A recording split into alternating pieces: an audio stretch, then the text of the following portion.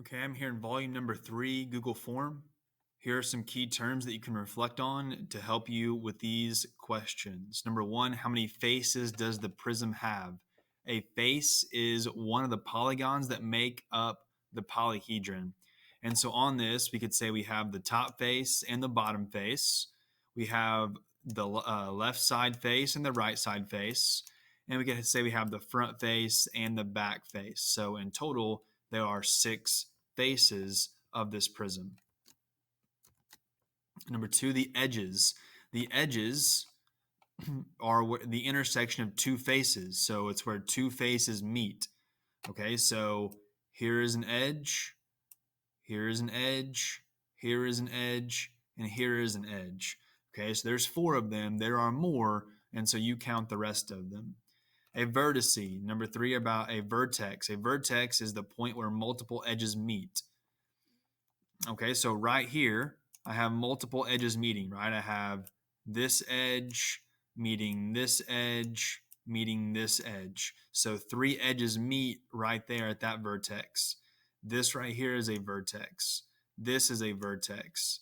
This is a vertex. So the vertices are like the corners of the prism. So there's at least 4, but there are more. So you count how many other vertices there are. Number 4, what's the volume of this prism? So volume is equal to, this is a rectangular prism. I got length times width times height. Okay, the length is 7 1/4. Let's go ahead and make that improper by the C method because I'm multiplying here. So 4 times 7 is 28. 28 plus 1 is 29. So the length is 29/4. The width is 4, or 4 over 1. And the height is 8, or 8 over 1. Do you see how I wrote 4 and 8 as fractions? Now, can I cross simplify? Do you see any number on the top of the fraction and the bottom of the fraction that are divisible by a common factor?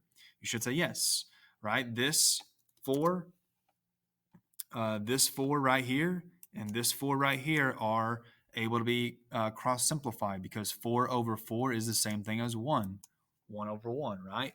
4 divided by 4 is 1. 4 divided by 4 is 1.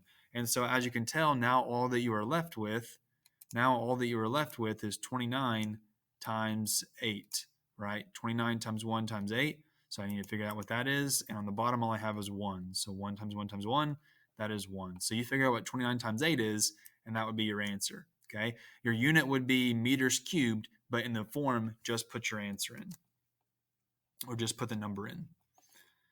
Volume of this prism, volume is equal to length times width times height.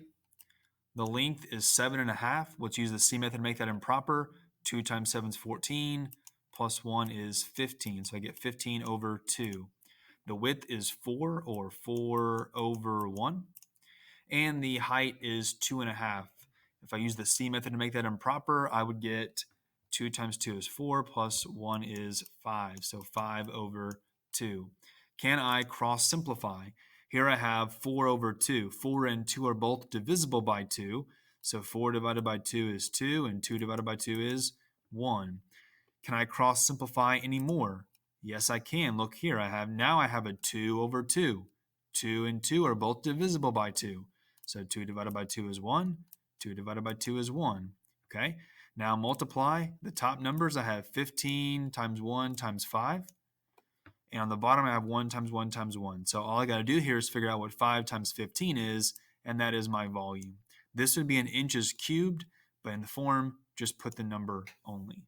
So figure out what 15 times 5 is, and that's your volume. Number 6 here, volume of the deck of cards. Volume equals length times width times height for a rectangular prism. The length is 2. I'm going to write 2 as a fraction by putting it over 1.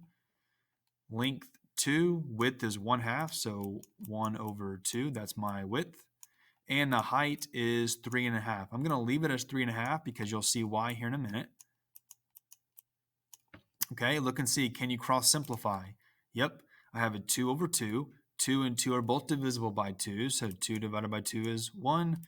2 divided by 2 is 1. So as you can see here, I have 1 over 1 times 1 over 1. Well, what's 1 times 1?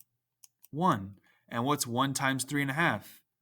3.5, right? So that is your area, 3.5 cubic inches, 3.5 cubic inches. Now, as you can see at the bottom, it says, once you submit, view your score. If you miss any, click Edit Response, which is the button below the View Your Score button, and fix the ones that you missed if you missed any, so that eventually you get every problem correct.